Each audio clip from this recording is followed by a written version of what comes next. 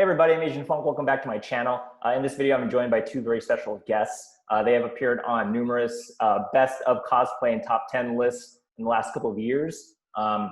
We have Anna, who is a special effects makeup artist. She cosplays as Magneto. And then we have Juliet, who is a professional model, and she cosplays as Mystique. But together, they are known as MagnetoMystique. Thank you so much for being here. Thank you for having us. Yeah. Is this your first virtual interview? We did a live one during Comic-Con. That live broadcasted into China, but other than that, yeah. I think I've done, obviously the Zoom videos over quarantine, few auditions, but besides that, never an interview. Yeah, that's cool. Can you maybe tell me a little bit about how you both know each other and how you both got into cosplay? Yeah, so we have been best friends for 7 years now.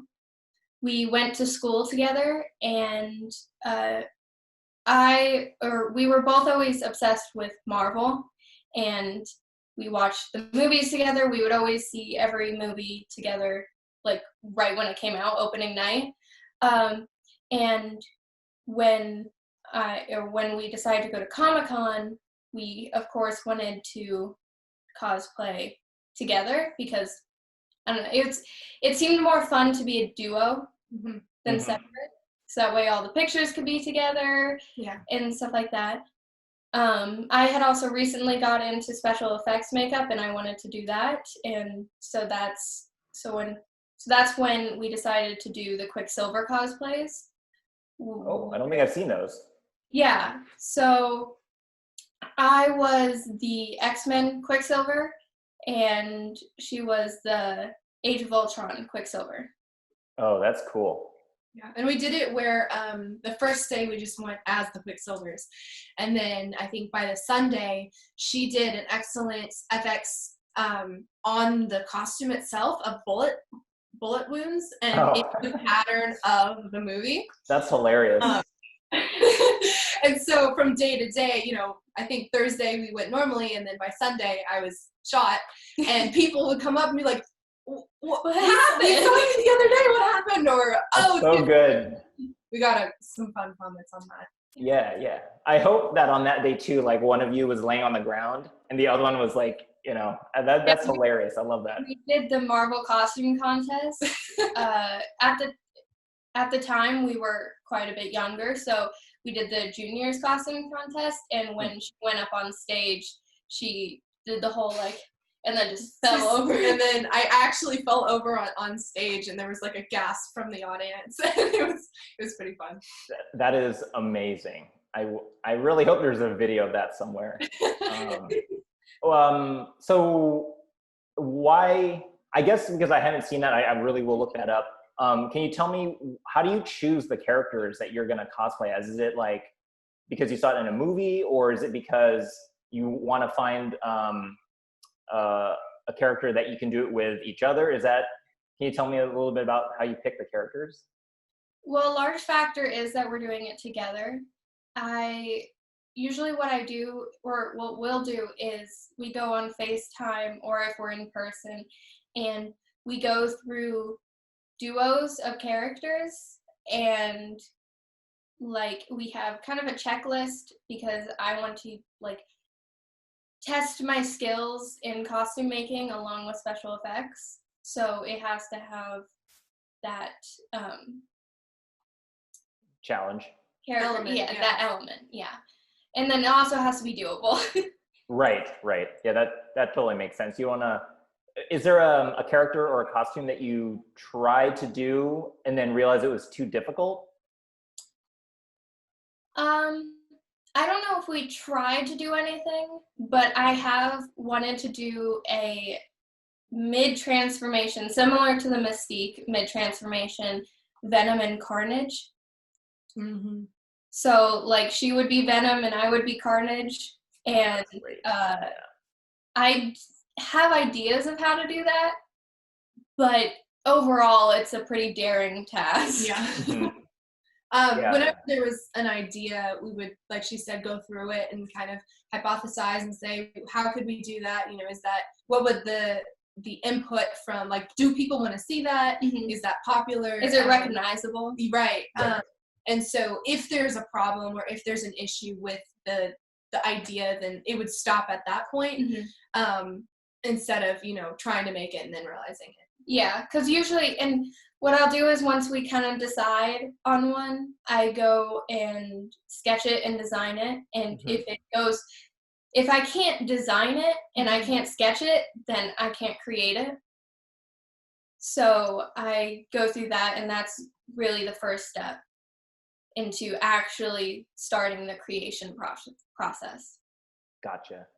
That's really interesting. And I'll show you some photos of how you were sketching. I really want to hear more about that. Before I do that though, can you tell me about, were you expecting your Magneto and Mystique cosplay to be as popular as it was when you went to San Diego? Or were you just thinking like, oh, some people might like this, but did you didn't know that it was going to be like huge? Well, okay, I'll speak for myself. She can add on to this, but as the costume was being made, it was in a 2-month period, and it was little pieces. So you would figure out, okay, how are we going to do the wig? How are we going to do the pant leg? How are we going to sew it? And so I never fully saw it completely together with the paint on the face until the day that we stepped out into San Diego. And so I was in the hotel room and they had painted me, and I was looking in the mirror and I went, oh wow, I don't look recognizable to myself. If my, looking in the mirror looks different, then this might be well received. But even at that point, I didn't fully understand that we were going to walk down the stairs and get down in the elevator and we were going to get stopped in the lobby. It didn't click that was the reaction we were going to get. Yeah. And it certainly wasn't planned. But what was your experience like? Yeah, so the Quicksilvers, when we did that, it was a pretty general reaction, that was pretty like low-key expected. It was our first time cosplaying, our first time going to Comic-Con, so it wasn't like a huge deal, and we didn't expect it to be. So I didn't really have anything big to compare it to. Mm-hmm. My expectations weren't sky high. However, because of the work I put into it and the amount of time it took, I was definitely hoping to get at least a bit more recognition than I did for the Quicksilvers, because this was an extremely strenuous costume to make. However, when we actually went to Comic-Con and like immediately off the elevator, cameras were flashing like we were celebrities, it was a shock.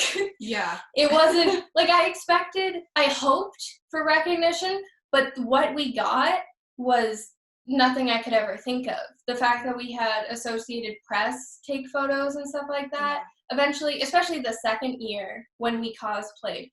The first year, everyone was very new to it, Yeah. But by the second year, we were more well known, and we were almost treated even more like celebrities because we were more well known. Yeah, like a veteran status in a way. Which I think we had conversations about. I wonder if this year, we're gonna have like the same reception that we did last year, because people have seen it and it was online. I wonder if it will be, and then it proved to be even more, and so that was shocking. Again, it was like, oh wow, you did really good work. Yeah. It was really strange because I just being there and having just like people in general compliment my work and stuff was good enough for me. And then to have people wanting to interview and do like photos, and like we had somebody off of a panel, which usually the people on panels are professionals, they're well known comic book creators, blah blah blah. We had someone on a panel come up and want to take a picture with us after the panel instead of us taking a picture. Other way. Yeah. And it was like, whoa. Yeah. And so it was it was a dream. Yeah. And especially like the first year we ever went and we cosplayed as the Quicksilvers, I'd say there was probably about maybe 20 pictures a day. Yeah. And you kind of live your life. You went to panels. You could walk. Right. And you would, you know, maybe every 20 minutes someone would stop to take a picture. And it was just like, okay, this is how it is. You know, this is cool. And you get to go see what you want. And then, like she said, with the MagnetoMystique cosplay, it was like, you can't move. Yeah. And so that for me was a huge transition. Yeah, we had to, like, at some points we would have to get to somewhere. Like, we couldn't afford to stop and take photos because either, like, the main hall was closing and we needed to get something, or we needed food because these are very long days. Yeah. Right. And so it became, like, a transition to just, like, learning to keep our head down. And even though we want to take all the photos in the world, we had to say no, which was a very difficult thing to learn. Yeah. So it was crazy. Yeah. Yeah, that's crazy that, like, you know, the moment that you have to start saying no, and then, like, it's difficult to get to, like, the bathroom, that's when you know that, like, you guys are, like, up there now. So that's pretty crazy to hear, like, you guys from one year to another. And so I want to show some photos of you guys because I haven't shown any images yet. And so if people are watching this, they probably have no idea what we've been talking about. So I'm very excited. Wow. Yeah, so let me go ahead and I'm going to share my screen with you really quick. And it's just a slideshow with photos of you guys as Magneto and Mystique. For those of you who are watching, this is the fully finished, done look of Magneto and Mystique. And I've seen images of this before, but I think I've never actually seen a really clear image of it until recently. And I'm like so surprised by how much detail there is. Like, I didn't realize the helmet had a texture. and I didn't know that Mystique, that the bodysuit was like a leotard. I thought it was a full body of paint. That's how good I thought it was. Oh, wow. Yeah. So, would you know which year this was? This was taken? This was 2018. Yeah. And that was the first year or the second year? Second year. Well, it was the first year of MagnetoMystique. Second year we had been to Comic-Con. Oh, okay. And was this the year that people were like taking your photos every 5 seconds? Both years were like that, but this was the first time that. Yeah, this is the unexpected one. Yeah. Gotcha. Yeah. So yeah, and here's a full body shot. And it's like, it's legit probably one of the best cosplays I've ever seen. Like it's, you know, you don't, yeah, no, I'm serious because I think it's really, you know, you don't have like a lot of props. You don't have like, you know, the huge body suits. It's like all in the details. And so I really appreciate the attention to it. And it's like, it's so clever. Yeah. I mean, here's another image of like the detail. And like, I really love the idea of the floating helmet. Was that the first year or the second year? That was the second year of MagnetoMystique. Okay. What made you think to do a floating helmet? Well, so when I first had the helmet on in 2018, it was a little problematic having the helmet on constantly. For one, it would echo while I was talking. So I always thought I was talking a lot louder than I was. And during interviews, it was very hard to hear me. Oh, okay. Another one is Comic-Con is a very compact place with a lot of people. And the helmet, and if you see on my cosplay, my head and my fingers are the only exposed skin where heat can escape. So right. When I had my helmet on, all the heat coming from my head, which is where all your heat releases from, is your head, was just trapped, and it was very claustrophobic, and I would get overheated quickly. And when you're surrounded by that many people, it's pretty anxiety inducing. Yeah, right. It's like you're trapped in a room or something, right? Yeah. Mm-hmm. And while we were that same year after Comic-Con, we went to Wizard World in Austin, and I decided to keep my helmet off just to see what it was like, and everything went a lot smoother and it was a lot easier to work with.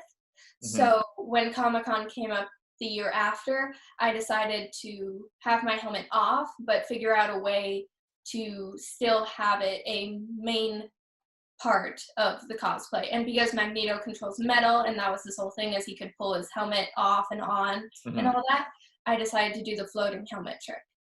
Yeah, that's incredible. I was like, wow, I wanna do that too. I've never wanted to dress up as Magneto until I saw this photo. So this is an Instagram post, and you said that this was your first non-bloody and non-red effects makeup. Oh, this is for mine. Okay. Yeah. Yeah. So again, I thought that this was like a full body of makeup, but then I realized it was just the face. But I'm so impressed that it matched the suit so well. So that's why I thought it was. That was completely luck. Yeah. I did not purpose to, or okay, I hoped that the paint would match, but I did not mix that paint. Huh. I did not create that color uniquely. It just so happened that the Graftobian paints that I had bought for this matched the suit perfectly. Yeah, it looks intentional, so congratulations. Yeah, but I was very happy with it, and I'm glad you think it's just fully painted, because that means the seams aren't as obvious as I.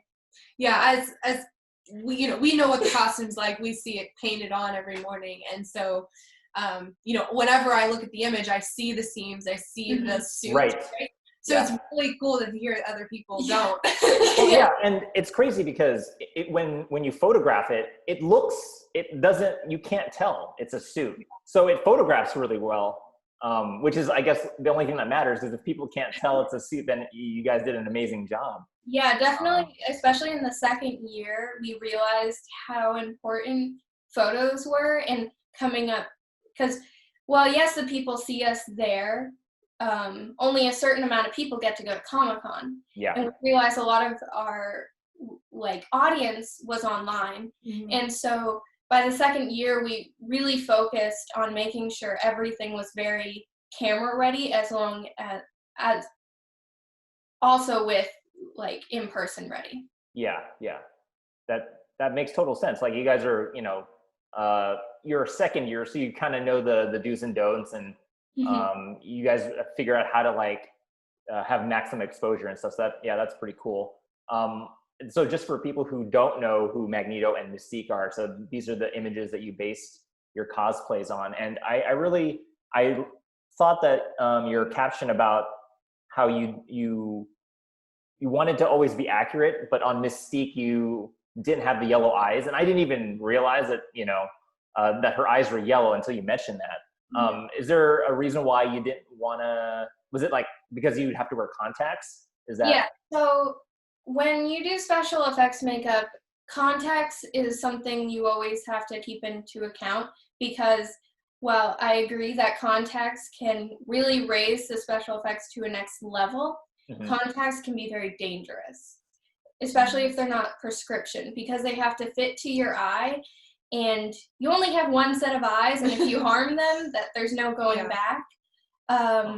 So every special effects artist that uses contacts, they are very aware of what's happening, and they're very aware of the danger of using contacts. And doing it correctly. Yeah. We decided, because we were young and our parents didn't want us to mess with our eyes that much, that we just decided, because her eyes were already very bright and blue, we could go without it, with kind of slide by on that light. Yeah, that makes total sense. It's the little things like that people who don't cosplay don't really think about. So that's that's probably a really good tip for people who are constantly wearing contacts that aren't prescription. Plus, contacts can alter your vision. I'm not sure if yellow contacts would. It would probably just have the same effect is wearing sunglasses, but there are contacts that can make your vision extremely blurry or spotty, or and they're long days in Comic-Con. Yeah. Contacts dry out your eyes very fast. Right. So, it was up to me, I guess, as the model to say whether I wanted it or not. And I had a family history of someone who got a cornea scratch and had to go to the ER and almost, had a scare with their vision. And it was right before this decision. And so we realized that we could get away with it. And that, we both decided that it would be better not to. Yeah, no, that makes total sense. And you know what? I don't think anyone was like, hey, wait a minute. I thought Mystique had yellow eyes. I'm pretty sure nobody said that. So I think you're okay.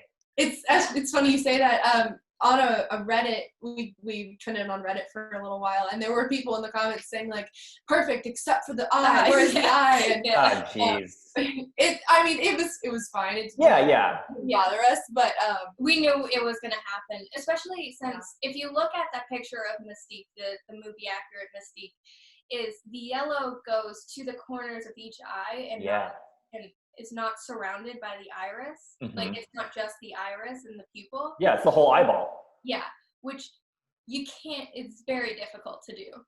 Right. Yeah. That go fully in your eye. It's not just the little ones. It's painful. I don't even want to think about it. I want to go to the next slide because it's making me feel weird. Okay, so you were talking about if you can't sketch it, then you won't do it.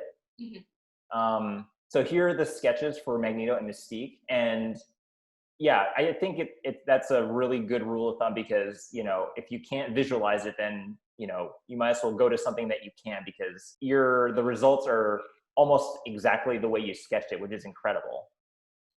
So when I sketch, I'm a very visual thinker, but my mother, who helps me with the sewing, isn't as much as a visual thinker, and so this helps her a lot to get the pattern ideas and stuff for the sewing. Got it. And so this is like a way to put what's in my head on paper because explaining only goes so far. Yep. And a lot of it, like a big thing was like how the collar formed at the neck because Magneto has a very weird collar shape on the cape, and getting it to stand up was difficult to say the least. Another thing was like where I wanted on Mystique the sequence and like where it transforms to go. And then also how I wanted the army suit to look. Yep. Because especially with Mystique, in Days of Future Past, when she transforms into the army soldier, is like half a frame. And so that Mystique's was a lot more from my mind than Magneto's was. So that was the first one I drew to make sure I knew exactly what I was going from because I didn't really have a picture. Yeah, right. Because this look does not exist. Yeah. And also for continuity, if you decide something before and then you decide to change it, you need to have a constant to go back to. Yeah. Right. Yeah, it's perfect. I love it. It's so good that you guys started winning all these awards. Like I really like this sci-fi, paper plate award. Do you guys have like a shelf full of all these awards that you've won for these cosplays? I think this one we didn't actually get to keep. Oh, what? Yeah. But we can only pack so much. Yeah. So I actually don't think that a lot of the awards came home with us, unfortunately. And I'm not sure that we got too many physical ones. I know there was a lot of taking pictures and like visual acknowledgement or social media acknowledgement, but actually I wish I had a shelf. Yeah, me too. But it's like a shrine. I think the one thing they gave out was that they would have stuffed animals. And so you we had a lot of stuffed animals. Yeah. Just as good. Yeah. Cool. So yeah, obviously, like you were mentioning that as soon as you walked out of the room or out of the hotel, people wanted to take photos with you. Like, and these are like celebrities wanting to take pictures with you. Yeah, it was. Yeah, it was very hard to adjust to. Yeah. It was definitely a shock for sure. I think you still come from the perspective of being a fan. And so whenever you get treated as if you're above that in a sense, it's definitely like a double take. You know, it messes with your mentality a little bit. And it was something we had to get used to. Yeah, it was. And also, like, I think a big thing was like figuring out boundaries. Because it's surprising, not surprisingly, it is very hard to say no to kids. Yep. But kids don't understand that you need to eat. So like there's like we would be sitting at a table and kids would come up to us and immediately we would say yes, but then their mom would be like, no, you can eat. Yeah. And it was very strange. And I think we have a better concept of what goes through like famous people's heads. We understand more why this can go to your head, and we were very conscious to not let it go to our head. Because when you have people following you around and taking pictures, they treat you like you're more than you are. And which is why we try to give as much time to the kids as possible. Yeah. It's because the kids just see they're superheroes that they grew up watching. And that's all you want to give them. They don't know that you're a normal person like them. Right. And so it was really cool to like see these kids' faces light up, and it was probably the most rewarding part of the whole process. If adults think that your costumes are cool, it makes sense that kids would too, and I think that's like really rare to show that. So I think that's really awesome, and that's great. Like even it's like if kids can appreciate it, then anyone can. Yeah, for sure. Sure. There's like you said, there's a lot of adults falling over different costumes and getting excited about different looks, but it's a special costume, I guess, that gets the kids excited. And sparkles.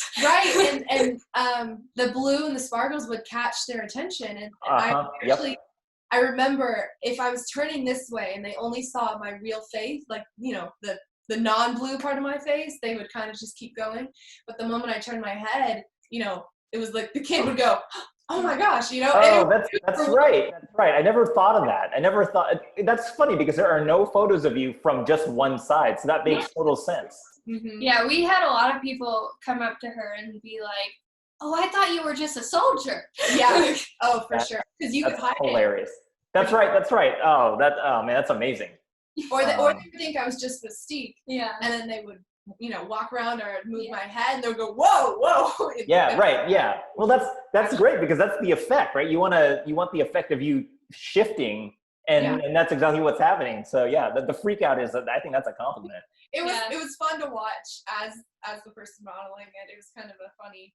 Yeah, and there would be kids, like there was one kid that got up real close to her, like they all do. They all like to look, right? Yeah. And because eventually, especially depending on their age, they'll tune into the fact that's not real, And so there were kids that would tug on my cape as I was walking, which that cape is very heavy. So it is lots of fabric. Right, right. Yeah. Well, it's basically like a giant curtain. So yeah, it was like a huge blanket, and surprisingly not as warm as you would think. Actually, surprising. The leotard that I was wearing, because the black shirt is the leotard that I had because I used to do ballet, and it is ballet leotards are designed specifically to not be too hot, because you're sweating and stuff like that. So it wasn't as bad as I thought it was going to be, but yeah.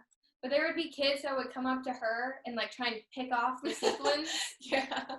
You're like, no, don't do that. Don't touch. There were a lot of bathroom reapplication process. Yes. Oh, that seems tricky. Yeah. It was a blessing when I found blue lipstick that would not come off. The first flaked. Yeah. And there's some pictures that show like the inner side of the lip or on the outside, and it just kept flaking off, and you have to reapply, and then it would get gummy, and it was not right. Yeah. Well, it's like, you need to you got to lick your lips sometime. You're gonna have to drink some water and stuff like that. Yeah, man. Gosh, this is probably why I don't cosplay, because of just me wanting to use the bathroom and not have to make it a hassle. That's like the one thing stopping me from doing cosplay. Yeah. When we come back home, I always get my friends or just people at school, they'll be like, why do you do all that? Yeah. Well, I will say the process of it and the reactions and the fun of it is totally worth the little hassle moments. Yes, it's very rewarding. Yeah. Or else not so many people would do it. Yeah. Right. Yeah, I mean, it's like there's so many photos of other people with you in them.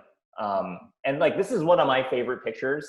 Was it Julia Leewald from the xmen show? And it's like, spoken to her before, and she's so sweet, and it's like she looks so happy.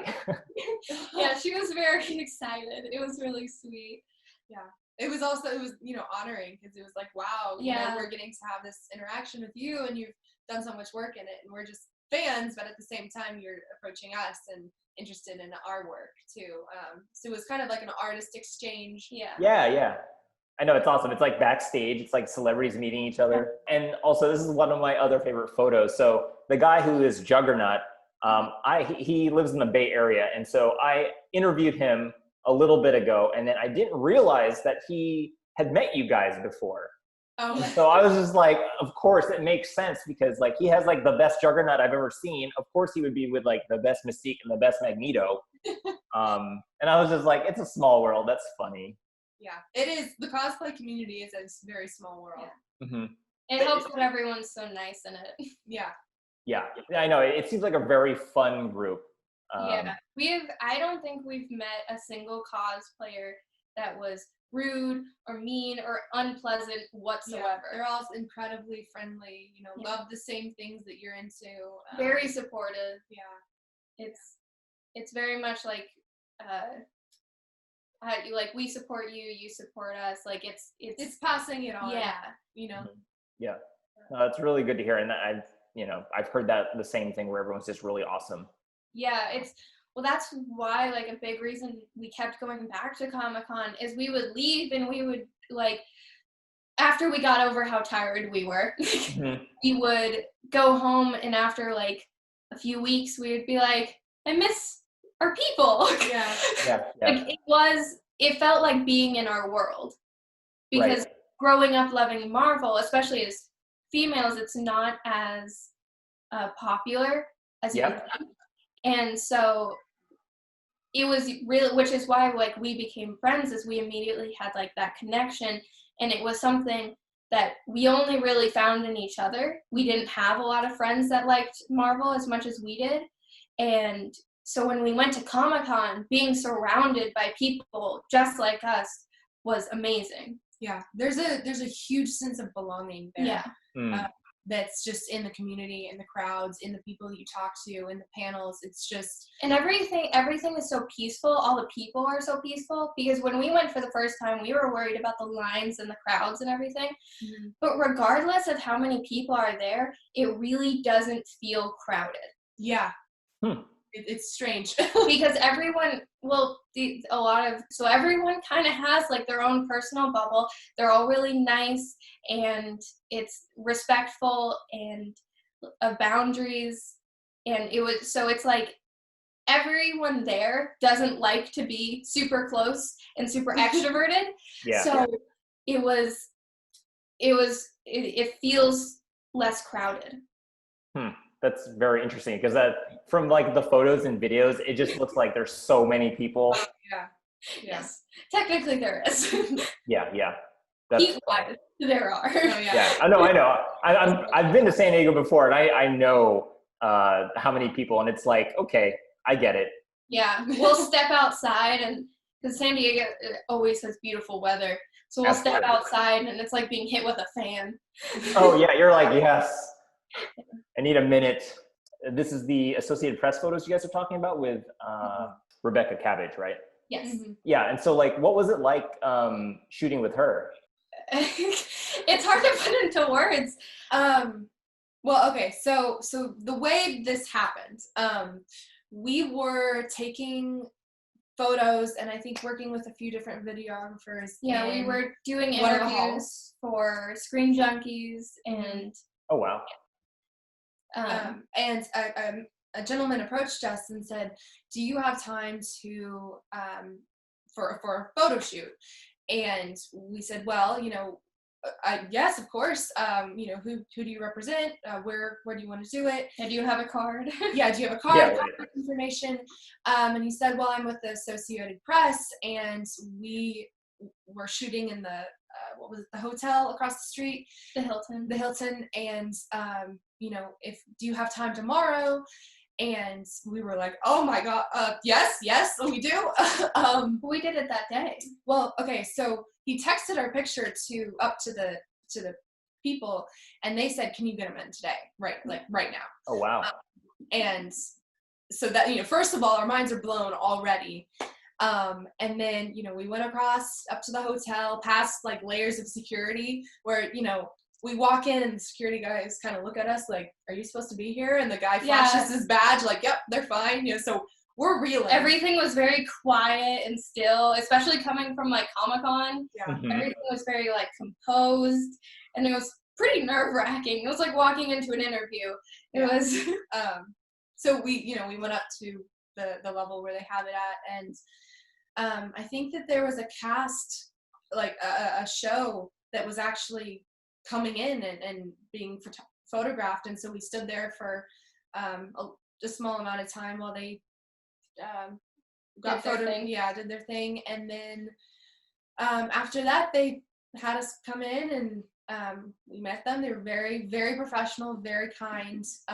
Realized that we were a little less experienced than their normal people, and it was a wonderful experience. I mean, I can't speak highly enough of how kind they were and professional. And Yeah, they had an X-Men comic book there for us. Yeah, I saw that. Yeah.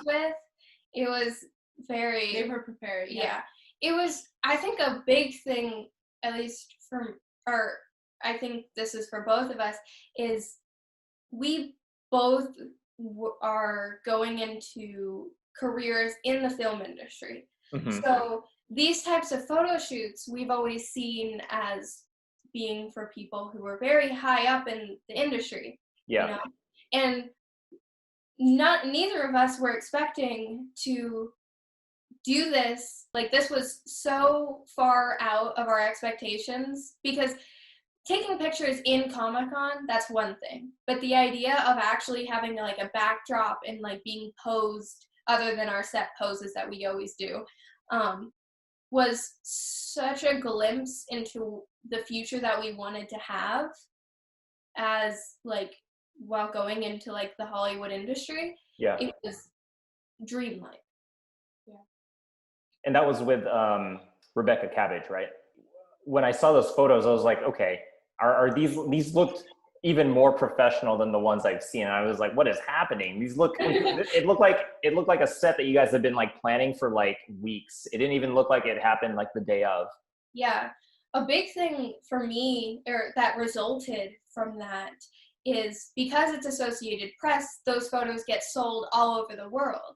Yeah. So I started having recognition in Asia and Europe and like 5 different countries and continents. Russia, India, Hong Kong, Beijing, just everywhere. And you know, you're on your phone, and the next day getting in the makeup again, and you're looking at these notifications, and you're going, "Oh my gosh!" Yeah, from like newspapers and all these places, from places I've never been to, or like even like it was so weird. I think what were we? Photo of the day from either AP or the Independent.